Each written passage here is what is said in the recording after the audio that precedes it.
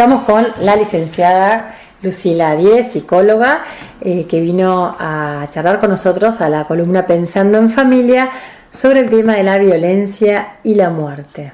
¿Cómo estás? No, todo bien, muy bien. ¿Qué tema que tenemos? ¿Qué tema? Sí. Como te contaba, me han hecho de nuevo ponerme la lectura de textos que hace mucho no leía y que, bueno, cuando uno intenta conceptualizar, está bueno volver a leerlos porque uno los lee desde otro lugar, ¿no? Bueno, así que me fui a Freud de nuevo. Ahí, nuestro amigo Freud. Al reencuentro. Y Freud tiene un texto que escribe en 1915, estas son las cosas que uno por ahí no toma en cuenta en ese momento, que se llama de guerra y de muerte. Él escribe en 1915, tiene dos hijos que están en la guerra. 1915, claro. Plena guerra mundial, Primera Guerra Mundial. Sí. Tiene dos hijos que están en la guerra.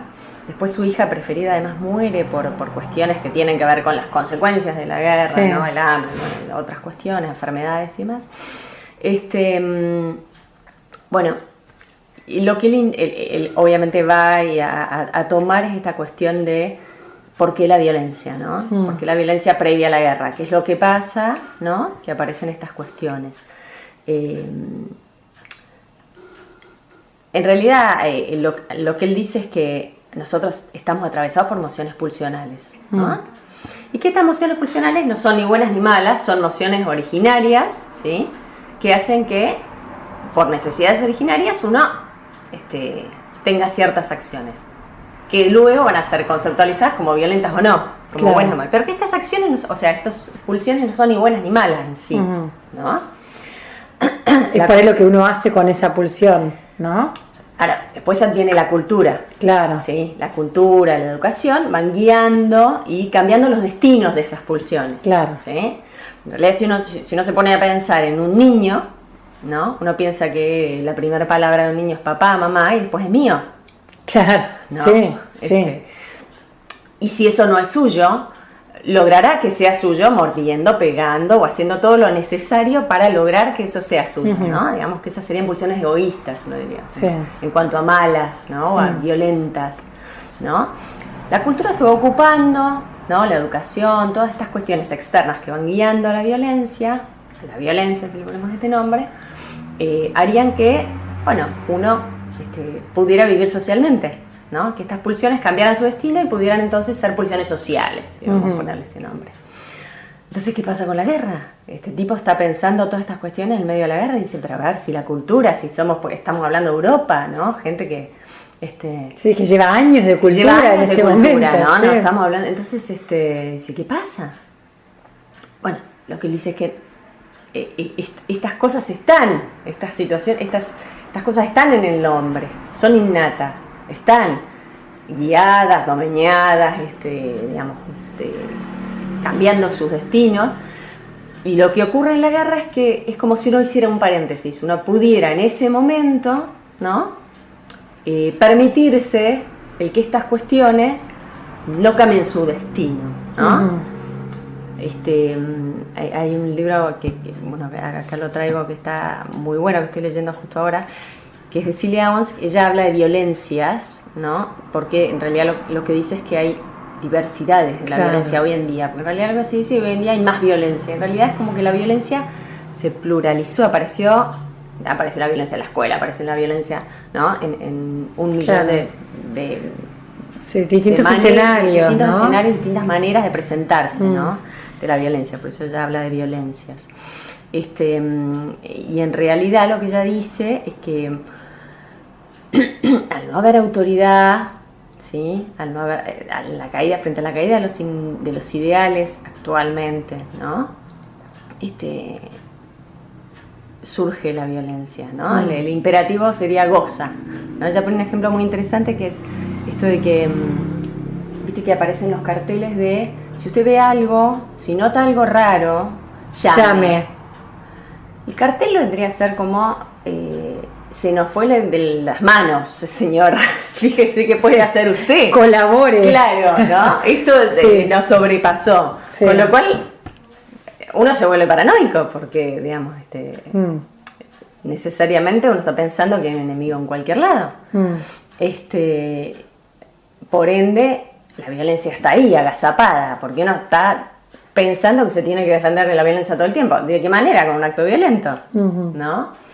Entonces podríamos entender que frente a esta caída de los ideales, imperativo que hoy en día es goza, vívelo hoy, digamos, sí. todo, tenemos propagandas y podemos analizarlas de todas. De hecho, hay una que dice ilimitadamente. Todo es ilimitado, todo es ilimitado. Y todas estas cuestiones en donde... Y no tiene consecuencias goza encima. Hoy nada, entonces es goza hoy y entonces no hay una autoridad, alguien que esté rigiendo este goce o esta cuestión. Que en las guerras lo que pasa es que esa autoridad, digamos, desaparece, no hay nadie. Ya no se respetan, antes en las guerras se respetaban algunas cuestiones, ya hoy no se respetan esas cuestiones, ¿no? O sea, como esto que vos decías, cómo llama la atención ver niños con pistolas, había cosas que no se atacaban hospitales, había cosas que, ¿no? Sería como que códigos, se hace un pacto social, sí. que en realidad la cultura tiene que ver con eso, es un pacto, vamos a respetar ciertos pactos, podemos vivir en sociedad. Claro, que por ejemplo antes jamás una embarazada sufría un asalto violento, no existía, y ahora en las guerras, en esas cuestiones, estos pactos desaparecen. Claro. Y está todo permitido, ¿no? Esto es lo que tendría que ver con la guerra. Lo que pasa que impacta porque, bueno, uno está pensando con la cabeza en ese pacto. Y lo que ocurre en la guerra no tiene que ver con eso, ¿no? Claro. Y cómo el tema de los medios de comunicación, las redes sociales, es otra violencia, logra una visibilidad enorme y es violento porque los niños no deberían por qué tener acceso a ese tipo de... No debería ni suceder, pero tampoco si sucede, quizás en otro momento no hubiéramos accedido a lo que ahora es como un escenario, ¿no? Por supuesto, y además, a ver, porque es violento para el pibe que está portando el arma, para el que está viendo y para los otros niños que están del otro lado, porque esto aparece en cualquier horario, no hay más horario de protección al menor. No. Entonces, cualquier otro niño puede ver, y ya el verlo es violento, porque es una ruptura del pacto. Claro. Del pacto social. Entonces, es violento de por sí, ¿no? Hoy en día, o sea, la violencia, esto de las redes sociales, todas estas cuestiones hacen que además esto de que se pluralice, además se dispara porque aparece por todos lados. Es inmanejable. Es inmanejable, ¿no? Y otra cuestión que planteamos era el tema de la muerte, que digamos, lo que ocurre con la muerte, en definitiva, y que está muy vinculado con la guerra, esta cuestión de que no hay representación psíquica para la muerte. Nosotros no tenemos una representación psíquica para la muerte. O sea, yo te hablo de una taza y vos te imaginás una taza, te hablo, digamos, un libro y vos te imaginás. Van a ser libros distintos, van a ser tazas distintas, pero sabemos el concepto de taza, de qué estamos hablando. Claro. Es un recipiente, podemos pensar en para qué sirve, en sus funciones, en algunas cuestiones que nos van a hacer entender que en algún punto nos estamos comunicando de lo mismo. Con la muerte no tenemos idea, no hay representación psíquica de eso, ni de la muerte ni de la sexualidad. No hay. Entonces, qué particular de la muerte, porque en verdad es un concepto y una palabra que no tiene un referente. No tiene referente, no. Y la sexualidad tampoco. La sexualidad femenina, nosotros no podemos saber acerca de eso, ¿no? O sea, el hombre puede ver sus órganos, pero la mujer no. ¿Sí? Entonces, esto que ocurre con la muerte hace que si uno se imagina su propia muerte, uno se ve de afuera, o sea, no resiste ni digamos, uno sobrevive. Claro, a eso, claro, ¿no? Sí. No se permite. Y el tema es que lo que se hace con la muerte, porque angustia, porque la muerte siempre remite a la propia muerte. Esto es lo que ocurre con la muerte. Por eso uno intenta, digamos, silenciarla, es como imposible, porque, bueno, nos llega por todos lados. Lo que impacta de la guerra también es la muerte, ¿no? Esto que uno se pregunta, ¿cómo tantas muertes remite a la propia muerte y uno se angustia? ¿No? Y una pregunta que me hacían un poco era poder venir a hablar de cómo transmitir estas cuestiones a los chicos, ¿no? En realidad a veces uno lo silencia para no angustiar, y angustia más. Angustia más el silencio. Porque en realidad cuando hay silencio tiene que haber respuestas para estas cuestiones. Porque las hay necesariamente, ¿sí? El chico de alguna manera va a responder, y si uno no se lo dice va a fantasear, y si el pibe fantasea no tiene límites la fantasía. Claro. Cuando un pibe fantasea, no lo acota, cuando uno puede explicar, bueno, la muerte es de lo que uno pueda decir, ¿no? Sí, porque tampoco sí, sabemos sí, sí. mucho, pero sí poder decir que esa persona no va a estar, que no está ni en el cielo, que no sabemos si dónde está, si va a estar en el cielo, en la tierra, que uno puede buscar maneras de creer que se comunica, ¿no? Facilitar otras vías, pero para que esto pueda tener de alguna manera una manera de concretarse, de hacerse un poquito más concreto, que no sea la fantasía que vuela y digamos, Sí. ¿no? Cómo de vuelta volvemos a la autoridad y a cómo a acotar, ¿no? Porque la libertad absoluta, la fantasía absoluta, absolutamente.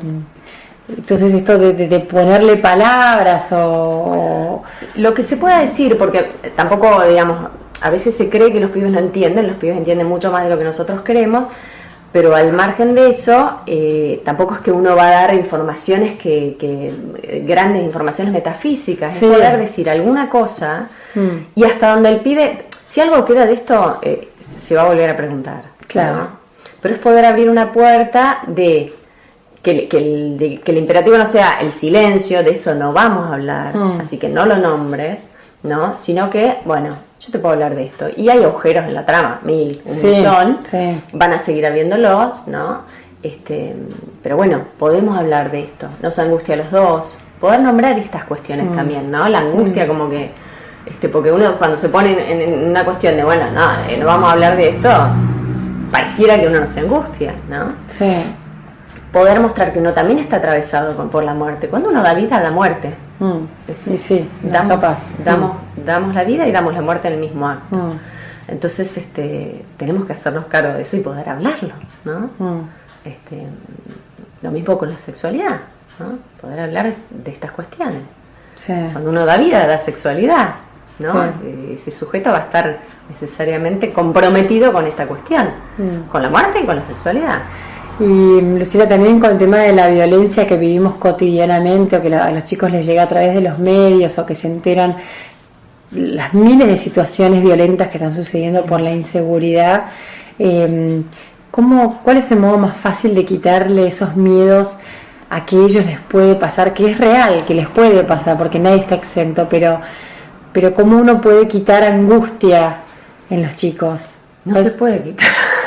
No, a ver, digo, vos si vas a Buenos Aires, nosotros vivimos en esta ciudad que dentro de todo es una ciudad tranquila, y además pasan cosas, ¿no? Pero por ahí a uno le pasa que visita grandes ciudades y uno se angustia más, yo ando con la cartera en el colectivo, ¿no? Agarrándola. Tenés más cuidados, tenés trabas en los autos. Claro, ¿no? Digamos, que es esta paranoia de la que hablábamos de alguna manera. Y en realidad, esto habla de nuestra angustia. Porque uno se angustia pensando que algo le puede pasar. Uno se vuelve operativo y hace algo con eso. Vos agarras la cartera, ¿no? Es una angustia que moviliza, si querés, te hace ponerlos. Sí. Me parece que es esta cuestión. Primero, darle un marco en donde esto se puede hablar. Estas cosas suceden, pasan. Hay que tener cuidado por esto, pero no te va a pasar nada, no tengas miedo, no. Claro. Sí, cuida tus cosas, pero que no sea esta angustia que paralice, ¿sí? Claro. Sino esta angustia operativa, de decir, bueno, vas a hacer esto, lo vas a hacer en tal horario, ojo con esta hora, ¿no? Digamos, poder que haya ciertos cuidados, pero a la vez poder hablar de esto. Esto ocurre, no negarlo, no podemos negarlo ni silenciarlo, porque está presente, ¿no? También tiene que estar bastante, me imagino, procesado por el adulto, ¿no? Porque si el adulto no lo procesó y está aterrorizado, absolutamente, poco espacio va a haber para que pueda hablar de esto, para que lo pueda nombrar y para que pueda además volverse operativo frente a un niño y ayudarlo a pensar en esto. En definitiva, estamos hablando justamente de poder pensar estas cosas en familia. En familia, con un adulto, o en el marco, puede ser en una escuela, en donde sea, pero puede ser con un adulto que pueda ponerse en contacto con un niño y que puedan, en ese marco, dar espacio para pensar algunas cuestiones que tengan que ver con estas cosas que se ven hoy en día. Que además el impacto de la imagen es tan incesante y tan rápido, y estos pibes además están tanto más acostumbrados que nosotros a la imagen y demás, que a veces uno da por sentado que estas cosas están como tramitadas, ¿no? Claro. Y poder generar espacios para hablar de estas cuestiones, ¿no? De esto de la imagen, bueno, a ver esto, ¿qué te parece? ¿Qué viste? ¿No? ¿a vos qué te parece que un pibe porte un arma? ¿Y a vos qué te parece que, ¿no? Digamos, poder pensar estas cosas que ya de por sí son violentas, que son abusos, porque es un abuso que un pibe tenga un arma, para ese pibe, ¿no? Porque se hace desaparecer su infancia, ¿no? Entonces, bueno, poder, digamos, me parece que lo que salva ahí un poco de la angustia es poder pensar estas cuestiones. No vamos a dejar de angustiarnos. La vida es un afecto que nos atraviesa todo el tiempo. Sí. Pero que nos vuelva operativos, me parece que es lo más sano o lo más saludable. Algo así. Muy bien, bueno, entonces bienvenido sea este espacio para hablar de esto y que todos podamos canalizar nuestras angustias y así poder hablar más libremente con los niños que nos rodean. Así es. Bueno, gracias. No, por nada.